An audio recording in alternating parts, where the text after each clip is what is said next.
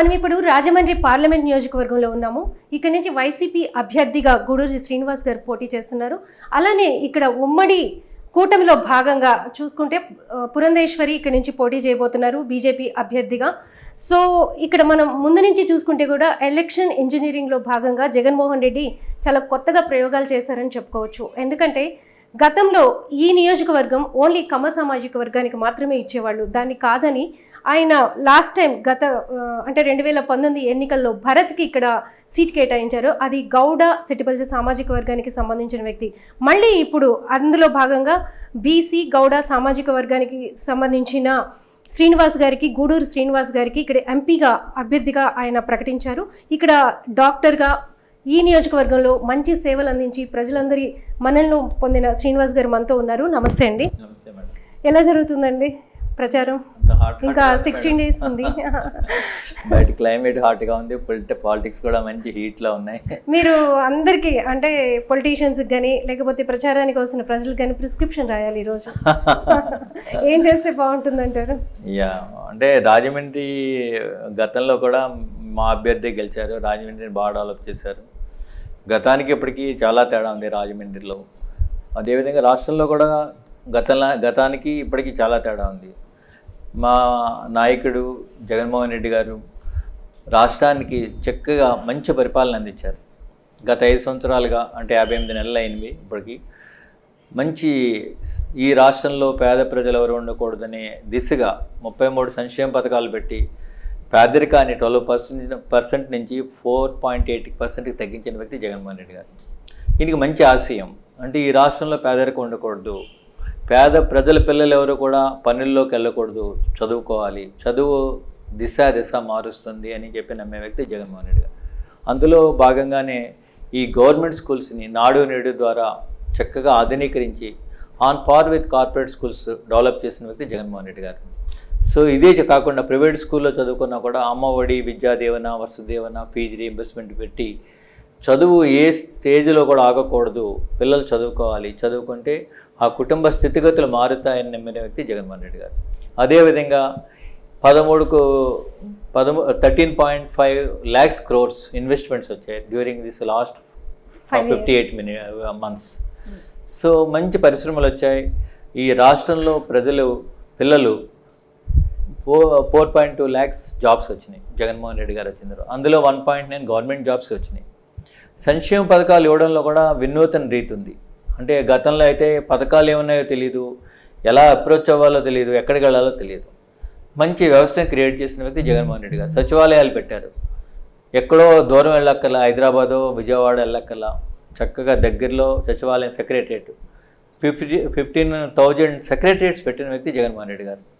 So పెట్టి ప్రజలకి పాలన చక్కగా గ్రామ స్వరాజ్యాన్ని సుసంపన్నం చేసిన వ్యక్తి జగన్మోహన్ రెడ్డి గారు. వాలంటీర్ వ్యవస్థ పెట్టారు. ఏ పథకాలు ఉన్నాయి, మీకు ఏ అర్హత ఉంది, ఏది వస్తుంది అనేది కూడా వాలంటీర్ ఎక్స్ప్లెయిన్ చేస్తున్నారు. సెక్రటరీ అక్కడ సచివాలయానికి వెళ్తుంటే వీళ్ళకు ఆ పథకాలు ఈజీగా వస్తున్నాయి.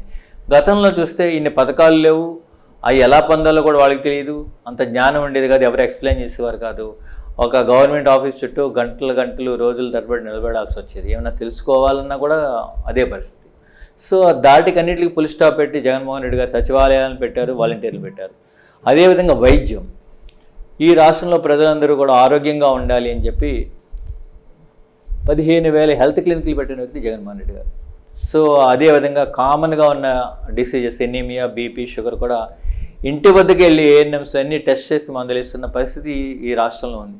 అంటే health at the door steps. అదేవిధంగా 5 మెడికల్ కాలేజీలు పెట్టాం. గవర్నమెంట్ గత 50 ఏళ్ళలో ఎప్పుడు కూడా ఒక మెడికల్ కాలేజీ కూడా లేదు. జగన్మోహన్ రెడ్డి గారు వచ్చిన తర్వాత 5 మెడికల్ కాలేజ్ స్టార్ట్ చేస్తాం. Target is 17 medical colleges. అదేవిధంగా ఆరోగ్యశ్రీ 25 లక్షలు పెంచాం. సో హెల్త్ పట్ల మాకున్న డెడికేషన్ ఇది. అంటే ఇప్పటివరకు మీకు ఈ వెల్ఫేర్ స్కీమ్ చెప్పాను, డెవలప్మెంట్ చెప్పాను, ఎడ్యుకేషన్ అండ్ హెల్త్ చెప్పాను. అదేవిధంగా అగ్రకులాలని పేదలకు కూడా ఈబీసీ నేస్తం పెట్టారు, కాపు నేస్తం ఇచ్చారు. అంటే ఏ సెక్టార్ని కూడా నెగ్లెక్ట్ చేయాల మేము. సో అదేవిధంగా బీసీ సాధికారిత, బీసీస్కి ఎప్పుడు కూడా పార్లమెంట్ మొహం కూడా చూడని వెనకబడిన తరగతుల్ని ఈరోజు పార్లమెంట్ సభ్యులుగా ఎన్నిక చేసి పంపిస్తున్న వ్యక్తి జగన్మోహన్ రెడ్డి గారు. కేవలం 25 పార్లమెంట్ సీట్స్ ఉంటే అందులో 11 కేవలం బీసీలకే ఇచ్చారు. ఓ 5 ఎస్సీ ఎస్టీ మైనార్టీస్కి పోను, మిగతావి కూడా జగన్మోహన్ రెడ్డి గారు 11 ఓన్లీ బ్యాక్వర్డ్ క్లాస్కి ఇచ్చారు.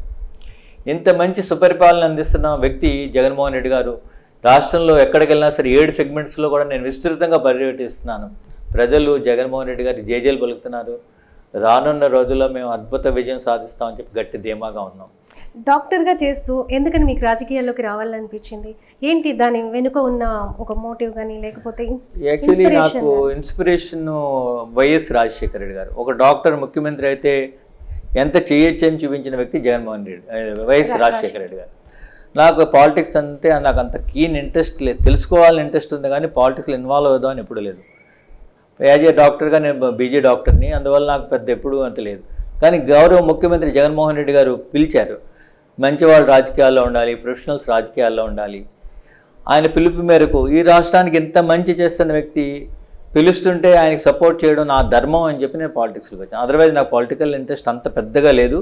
బట్ ఏదైతే ఈ రాష్ట్రానికి మంచి చేస్తున్న వ్యక్తికి సపోర్ట్ ఇవ్వాలి అనే భావన నాలో కలిగి నేను రాజకీయాల్లో వచ్చాను. అంటే కానీ మీకు సీట్ ఇచ్చే ముందు చాలా గందరగోళం జరిగింది. అంటే మీతో పాటు ఇంకొక విమెన్ డాక్టర్ కూడా ట్రై చేశారు. అలానే రాజమండ్రి అనగానే పార్లమెంట్కి వచ్చేటప్పటికి బయట నుంచి కూడా చాలా మంది వస్తూ ఉంటారు. సో చాలా పోటీ తర్వాత, చాలా మంది అభ్యర్థుల పరిశీలన తర్వాత మీకు ఫైనల్ గా సీట్ ఇచ్చారు. మీరు ఎలా ఫీల్ అయ్యారు? యాక్చువల్లీ రాజమండ్రిలో ఎప్పుడు కూడా ఫ్లయింగ్ ఆర్టిస్టులు వస్తుంటారు. మాకు సినిమా యాక్టర్లు దిగుతారు, 2 సూట్ కేసులు వేసుకుని దిగుతారు, వచ్చి వెళ్ళిపోతూ ఉంటారు. మీ పార్టీలోనే ఎక్కువ జరిగినాయి ఇవి. మా పార్టీ అంటే కాంగ్రెస్ పార్టీ జరిగినాయి, మా పార్టీలో జరగలేదు. YSRCP different from Congress party. గతంలో లోక్సభకు పోటీ చేసిన వాళ్ళందరూ కూడా ఫ్లయింగ్ ఆర్టిస్టులే. వాళ్ళు ఎప్పుడు ఇక్కడ ఉండలేదు, ఏమీ చేయలేదు కూడా వాళ్ళు. సరే ఇప్పుడు కూడా ఒక ఆవిడ వచ్చారు, ఆవిడ కూడా ఫ్రెష్గా దిగారు. ఆవిడ కూడా గతంలో వైజాగ్, బాపట్ల, రాజంపేటలో నిలబడ్డారు. ప్రస్తుతం లేటెస్ట్గా రాజమండ్రిలో దిగారు ప్రస్తుతం. నేను స్థానికురాలిని, ఎన్టీ రామారావు గారి కుమార్తెని అంటారు వారు. స్థానికత ఎవరు మంచి చేస్తారు అనేది మనం కాదు డిసైడ్ చేసుకోవాల్సింది, ప్రజలు డెఫినెట్గా డిసైడ్ చేస్తారు. ఎవరి వల్ల ఉపయోగం ఉంటుంది అంటే వాళ్ళకి ఓట్ చేస్తారు, అందులో ప్రాబ్లం లేదు. అంటే పురంధరేశ్వరి గారు ఎన్టీఆర్ కుమార్తె కాబట్టి ఆవిడికి రాష్ట్రంలో ఏ ప్లేస్ అయినా స్థానికత్వం అనుకుంటున్నారేమో. అవ్వచ్చు, తప్పే ఉంది. అంటే అది ఫండమెంటల్ రైట్. ఎన్టీ రామారావు కుమార్తె అవ్వక్కర్లేదు, ఎవరైనా మీరైనా పోటీ చేయొచ్చు, తప్పే ఉంది. రాష్ట్రంలో ఎక్కడైనా అంటే ఎమ్మెల్యేగా పోటీ చేయాలంటే ఈ రాష్ట్రంలో మీరు పేరు నమోదు అయితే ఎమ్మెల్యేగా చేయొచ్చు. మీరు ఈ దేశంలో పౌరుడైతే ఏ రాష్ట్రం నుంచైనా చేయొచ్చు, అందులో తప్పే ఉంది. అందులో గొప్ప విశేషం ఏం లేదు. ఎన్టీ రామారావు కుమార్తె అవ్వక్కర్లేదు, ఎవరైనా చేయొచ్చు. సో చాలా అంటే పురంధరేశ్వరి బీజేపీ నుంచి ఇక్కడ కంటెస్ట్ చేస్తున్నారు. హిందూ ఓట్స్ కూడా ఇక్కడ ఎక్కువగా ఉంటాయి. అంటే బీసీ ఓట్స్తో సమానంగా హిందూ ఓట్స్ కూడా ఎక్కువగానే ఉంటాయి. అందుకే బీజేపీ వాళ్ళు ఇక్కడ అభ్యర్థిని నిలిపారు. మీకు ఎలా పోటీ అవుతుంది అనుకుంటున్నారు ఆవిడ? అంటే ఏ పార్టీ అయినా సరే ఒక మతానికి, కులానికి ప్రాధాన్యత ఇవ్వకూడదు. అభ్యర్థి అందరినీ సమంగా చూసే వ్యక్తి అయి ఉండాలి. కులాలకి, మతాలకి అలా డివైడ్ చేస్తే రానున్న రోజుల్లో చాలా ప్రమాదం కూడా. అది అందరికీ మనం ప్రజాస్వామిక దేశంలో ఉన్నాం, ఎవరి మతం వాళ్ళది. ఏ కులం అయితే కులంలో పుట్టడం తప్పు కాదు, కులం రీత్యా, మతం రీత్యా ప్రజల్ని విడదీయడం అనేది తప్పు. అది అలా ఎప్పుడు కూడా చేయకూడదు కూడా. సో ఆవిడ హిందువుల్ని వేస్తారు ఎలా అనుకోవడం కాదు. ఏ క్యాండిడేట్కైనా క్రెడిబిలిటీ ఉండాలి. నేను ఫస్ట్ నుంచి ఒకే పార్టీలో ఉన్నాను. ఆవిడ తెలుగుదేశంలో ఉన్నారు, కాంగ్రెస్లో ఉన్నారు, కాంగ్రెస్లో మినిస్టర్ చేశారు, ప్రస్తుతం బీజేపీలో ఉన్నారు. వారి భర్త మా పార్టీ నుంచి గతంలో పోటీ చేశారు. మేము ఎప్పుడు కూడా ఫస్ట్ నుంచి ఒకే పార్టీలో ఉన్నాం, పార్టీలు మారే వ్యక్తిని కాదు. అలాగే పార్లమెంట్ నెక్స్ట్ టైం కూడా ఇక్కడి నుంచే పోటీ చేస్తాను. దేవుడి దయవల్ల నెగ్గినా నెగ్గకపోయినా మళ్ళీ ఇక్కడి నుంచే పోటీ చేస్తాను. అదే నేను ఏదో నియోజకవర్గాలు మార్చుకునే వ్యక్తిని కాదు. సో ఈ ఇంపార్టెంట్. అంతేగాని నాకు కులము, మతం వేస్తారనుకోవడం అది అపోహ. అలా ఎప్పుడు కూడా చేయకూడదు. అంటే ఇక్కడ ప్రధానంగా చూసుకుంటే బీసీస్ కూడా ఎక్కువ. అంటే కుల మతాల ప్రాధాన్యత లేకపోయినా కూడా ఆ ఈక్వేషన్స్లోనే సీట్లు కూడా వస్తున్నాయి కదా. సో బీసీ నుంచి ఎక్కువగా జనం ఎక్కువగా ఉంటారు కాబట్టి బీసీ ఓటింగ్ కూడా ఇక్కడ ఎక్కువగా ఉంటుంది. సో పార్టీల వారీగా మనం చూసుకుంటే మీ పార్టీకి బీసీ ఓటింగ్ ఎంతవరకు ఉంది? ఎందుకంటే బీసీలు టీడీపీకి కొమ్ము కాస్తారు, లేకపోతే టీడీపీకి సపోర్ట్గా ఉంటారు అనేది ఉంది. ఇప్పుడు మీకు ఎంత సపోర్ట్ వస్తుంది అనుకుంటారు?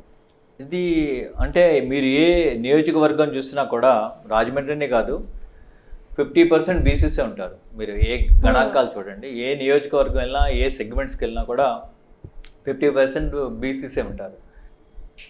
టీడీపీకి అనువుగా ఉన్నది ఎన్టీ రామారావు గారి టైంలో మీరు అన్నట్టుగా బీసీసీని ఆయన ఎక్కువ ప్రోత్సహించారు కాబట్టి ఎన్టీ రామారావు ఉన్న టైంలో తెలుగుదేశాన్ని బీసీసీ ఎక్కువ ఆదరించారు, ఎందుకంటే వారిని ప్రోత్సహించారు కాబట్టి. ఆ తెలుగుదేశం అక్కడతో అయిపోయింది. ఇది ఉన్నది నారా చంద్రబాబు నాయుడు గారి తెలుగుదేశం తప్ప అది ఎన్టీ రామారావు గారి తెలుగుదేశం కాదు. ఆయనే ఈయన తిట్టాడు, ఈయన కొట్టించాడు, ఇవన్నీ చూసాం గతంలో. ప్రస్తుతం బీసీస్ అంతా కూడా మా వెంటే ఉన్నారు. ఎందుకంటే జగన్మోహన్ రెడ్డి గారు ఇప్పుడే ఇందాక చెప్పాను మీకు, 11 సీట్లు ఇచ్చిన వ్యక్తి జగన్మోహన్ రెడ్డి గారు. వారు ఎంతమందికి ఇచ్చారు అడగండి, ఎవరికి ఇవ్వాల. 48 అసెంబ్లీ సీట్లు ఇచ్చారు, 11 పార్లమెంట్ సీట్లు ఇచ్చిన వ్యక్తి ఈ దేశంలో ఎవరన్నా ఉన్నారండి జగన్మోహన్ రెడ్డి గారు. బీసీలు డెఫినెట్గా ఈయన వైపే ఉంటారు.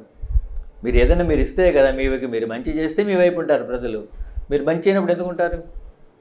Very simple logic. అంటే బీసీలని మోసం చేస్తున్న పార్టీ వైసీపీ. మా వైపు ఉన్న బీసీలందరినీ కూడా అటువైపు తీసుకోవడానికి వాళ్ళు ఉపయోగించుకుంటున్నారు బీసీ కార్డ్ని అని చెప్పి ప్రతిపక్షాలు విమర్శిస్తున్నాయి. మేడం, ఏదైనా ఉపయోగించుకోవడం అనేది ఏం లేదు. బీసీలకి ఎవరు ప్రాధాన్యతనిస్తే, ఎవరు మంచి చేస్తే వాళ్ళ వైపు ఉంటారు. బీసీలనే కాదు, ఎస్సీలు కాదు, సామాన్యులు, ఓసీసీనా కాదు, ఎనీ కమ్యూనిటీ ఎవరు మంచి చేస్తే వాళ్ళ వైపు ఉంటారు. న్యాచురల్గా ఈ గవర్నమెంట్లో బీసీలకి అత్యధిక ప్రాధాన్యత వ్యక్తి జగన్మోహన్ రెడ్డి గారు. ఈ సంక్షేమ పథకాలు అవుతాయినా కానివ్వండి, ఏదైనా సరే అన్నీ కూడా బీసీస్కి ఎక్కువ 80% బీసీస్లోనే ఉన్నారు. డెఫినెట్గా వాళ్ళు ఈయన వెంటే ఉంటారు. తెలుగుదేశం వెంట ఎందుకు ఉంటారు? ఆయన ఎప్పుడు మోసం చేస్తాడు, ఎప్పుడు మాట్లాడతాడు, బీసీలు అది ఇది అంటాడు, కానీ మాటల్లో చెప్తాడు, చేతల్లో చేయడు. మా ముఖ్యమంత్రి అది కాదు. ఒక మాట చెప్తే దాన్ని నిలబడి ఉంటాడు, కట్టుబడి ఉంటాడు. మాట ఇచ్చే ముందే దాన్ని ఆలోచించుకొని మాటిస్తాడు. ఆయన అదేం కాదు, ఎందుకంటే ఏమి చేయడు కాబట్టి గాల్లో ఎన్ని మాటలు అని చెప్తాడు. ఆయన బెంచ్ కార్ ఇస్తా అంటాడు, కేజీ బంగారం ఇస్తా అంటాడు, ఏదైనా అంటాడు. 7 నియోజకవర్గాల్లో, మీ పార్లమెంటు పరిధిలోని 7 అసెంబ్లీ నియోజకవర్గాల్లో, అంటే ఇంతకుముందు మనం ఎలక్షన్స్కి ముందు చూస్తే చాలా ఇంటర్నల్ పాలిటిక్స్ కానీ కాన్ఫ్లిక్ట్స్ కానీ చాలా ఉన్నాయి. సో వాటన్నిటిని ఎలా మేనేజ్ చేసుకుంటూ మీరు ఇప్పుడు ప్రచారం నిర్వహించుకుంటున్నారు? అసలు అంటే కాంప్లికేషన్స్ ఏం లేవు మేడం. స్ట్రేట్ అవే మా 7 నియోజకవర్గాల్లో వెరీ స్ట్రాంగ్గా ఉన్నాం. 7 నియోజకవర్గాలు మేము విన్ అవుతాం. సో అందులో డౌట్ లేదు. నన్ను కూడా ఎంపిక చేసిన జగన్మోహన్ రెడ్డి గారు న్యూట్రల్ క్యాండిడేట్. ఆయన నాకు పెద్ద అంత పాలిటిక్స్ అంతకుముందు నాకు అనుభవం లేదు. ఆయనే పిలిచారు రమ్మని పాలిటిక్స్లోకి. ఆయన పిలిచిన రోజునే చెప్పారు కంటెస్ట్ చేయాల్సి వస్తుందని. సో మిగతా వాళ్ళు ఏదో ఊహించుకుంటే నేనేం చెప్పలేను, కానీ డే 1 నాకు చెప్పారు, మీరు ఎంపీ కానీ ఎమ్మెల్యే కానీ కంటెస్ట్ చేయాల్సి వస్తుందన్నారు. నేను చెప్పానుగా, మా నాయకుడు మాట అంటే ఒకసారి మాటిస్తే మళ్ళీ మార్చాడు. అంటే యాజ్ ఏ డాక్టర్గా వైద్య రంగంలో జగన్మోహన్ రెడ్డి గారు చాలా పథకాలను తీసుకురావడం కానీ చాలా ఇక్కడ ప్రయోగాత్మకంగా చాలా చేస్తున్నారు ఆయన హెల్త్కి, ఎడ్యుకేషన్కి. యాజ్ ఏ డాక్టర్గా మీరు చెప్పండి, హెల్త్లో ఎలాంటి మార్పులు వచ్చినాయి? ఇప్పుడు అంటే ఒకప్పుడు గవర్నమెంట్ హాస్పిటల్స్కి వెళ్ళలేని పరిస్థితి, ప్రైవేట్ హాస్పిటల్స్కి వెళితే చూపించుకోలేని పరిస్థితి అని ఉండేది. ఇప్పుడు ఎలా మార్పులు వచ్చినాయి? ఇప్పుడు now health at the door steps madam. Health at the door steps. ప్రజల దగ్గరికే వైద్యం వెళ్తుంది. కామన్ డిసీజెస్ అన్నీ కూడా అక్కడే ట్రీట్మెంట్ అవుతుంది. విలేజ్ క్లినిక్స్ పెట్టాం, 15,000 విలేజ్ క్లినిక్స్ పెట్టాం. ఆరోగ్యశ్రీని 25 lakhs పెంచాం. ఈవెన్ హార్ట్ ట్రాన్స్ప్లాంటేషన్ కూడా కవర్ అవుతుంది. ఇంతకన్నా మంచి ఇంకెవరు చేస్తారు? ఏ ముఖ్యమంత్రి ఈ దేశంలో ఏ ముఖ్యమంత్రి చేశారు? మా జగన్మోహన్ రెడ్డి గారు. చాలా వర్గాలు వ్యతిరేకంగా ఉన్నాయి. స్కూల్స్ విషయం తీసుకుంటే ఆయన స్కూల్స్ని, ప్రభుత్వ స్కూల్స్ని ప్రైవేట్ స్కూల్స్ కన్నా కూడా ధీటుగా తయారు చేశారు. హాస్పిటల్స్ వచ్చి మీరన్నట్టు డోర్ స్టెప్స్ చేశారు హాస్పిటల్స్ని. సో ఈ ప్రైవేట్ రంగంలో ఉన్న వాళ్ళందరూ జగన్మోహన్ రెడ్డికి యాంటీగా పనిచేస్తున్నారు అనేది ఒకటి కనిపిస్తుంది. మీరేమంటారు? అంటే డాక్టర్స్ సర్కిల్స్ వీళ్ళంతా ఉంటారు కదా. మీరు అన్నది ఒకటి ఏంటి, ఇండియాలో వ్యాస్ట్ పాపులేషన్ మీరు గమనించండి. డిఫరెంట్ స్టేజెస్ ఆఫ్ పాపులేషన్ ఉంటారు. రిచ్ ఉంటారు, సూపర్ రిచ్ ఉంటారు, middle class, above middle class, lower middle class, lower class. So different కేటగిరీస్ని డిఫరెంట్ లెవెల్స్ అవి కవర్ చేస్తుంటాయి. సపోజ్ పూర్ పీపుల్ ఉంటే గవర్నమెంట్ హాస్పిటల్కి వెళ్తారు, ఎఫోర్డబుల్ పీపుల్ అంటే కార్పొరేట్ హాస్పిటల్కి వెళ్తారు. తప్పే ఉంది అందులో, దెర్ ఇస్ నో పాయింట్. అంటే వాళ్ళు వ్యతిరేకించడానికి అందులో ప్రాబ్లం లేదు. ఈ కార్పొరేట్ హాస్పిటల్ అన్నింటిలో కూడా ఆరోగ్యశ్రీ ఉంది, వాళ్ళకి కూడా ఇన్కమ్ వస్తుంది కదా. ఎందుకు వాళ్ళకి ప్రాబ్లం ఏముంది? గవర్నమెంట్ బేర్ చేస్తుంది, వాళ్ళేం సొంత డబ్బులు వాళ్ళేం ఫ్రీగా ఇవ్వట్లేదుగా. పార్లమెంటు నియోజకవర్గంలో అంటే ఈ ఎలక్షన్కి మీ ఎజెండా ఏంటి? ఏ ఎజెండాతో మీరు జనం దగ్గరికి వెళ్తున్నారు? ఏం చెప్తున్నారు? అంటే ఏ నియోజకవర్గాల్లో, 7 నియోజకవర్గాల్లో మీరు ఎలాంటి సమస్యల్ని ఐడెంటిఫై చేశారు? ఏది చేస్తే బాగుండునని అనుకుంటున్నారు? అంటే ఎజెండా అంటూ స్పెసిఫిక్గా ఏం లేదు. వన్ థింగ్ అంటే ఎంత మంచి చేసాము ఇప్పటి వరకు అది ప్రజలకు అందించడం, చెప్పడం అనేది మా బాధ్యత ఫస్ట్. రానున్న రోజుల్లో ఈ రాజమండ్రి పార్లమెంట్ సెగ్మెంట్లో ప్రతి గ్రామానికి మంచి త్రాగునీరు అందించాలి. First top most priority. Second one roads and drains. 60 to 70% అన్ని గ్రామాలకి కూడా వేసాం ఇప్పటి వరకు లాస్ట్ 5 yearsలో. మిగిలిన రిమైనింగ్ అవి చేయాలి కమింగ్ 5 yearsలో. అదేవిధంగా రాజమండ్రిని ఐటీ హబ్గా చేయాలి. That is one of the my vision. And another thing, medical tourism పెంచాలి. Rajahmundry on par with any other corporate cities. అన్ని మేజర్ సిటీస్, మెట్రో సిటీస్లో ఏమున్నాయో అన్నీ కూడా అవైలబిలిటీ ఉంది. So affordable, cost effective treatment and medical tourism develop చేయాలనేది నా ఆలోచన. అంటే అది ఎలా ఉంటుంది? అది మీ కాన్సెప్ట్ ఏంటి? మీ మైండ్లో ఏముంది దానికి బయట సంబంధించి? నుంచి వచ్చి రాజమండ్రిలో హెల్త్ చూపెట్టుకోగలగాలి. దేనికైనా హెల్త్ ఇష్యూకి ఇక్కడ సమస్య ఉంటుంది అనేది హబ్గా చేస్తారన్న. రాజమండ్రి ది బెస్ట్ సెంటర్ అన్నట్టుగా క్రియేట్ చేయాలి. Okay. Another thing, Rajahmundry historical city, as you know very well. It is oldest city, 1000 years history ఉంది. In and around Rajahmundry there are so many temples. Temple tourism develop చేయాలి. These are my main important points. 7 ఎమ్మెల్యేలతో మీ coordination ఎలా ఉంది? ఎలా cooperate చేస్తున్నారంటే మనం కొన్ని చోట్ల చూస్తే పార్లమెంట్ నియోజకవర్గాల్లో ఎంపీకి అంత ప్రయారిటీగా కనిపించట్లేదు. మీ దగ్గర ఎలా ఉంది? మీకు మా దగ్గర 7 bullets అద్భుతంగా పనిచేసే వ్యక్తులు. వాళ్ళు అసలు ఎంత బాగా పనిచేస్తున్నారంటే ఒకళ్ళ మీద ఒకళ్ళు పోటీ పనిచేస్తారు. గ్రేట్. సో డెఫినెట్గా 7 విన్ అవుతాం, అందులో డౌట్ లేదు. థ్యాంక్ యూ సో మచ్ అండి. Okay madam. Please subscribe Telugu politics.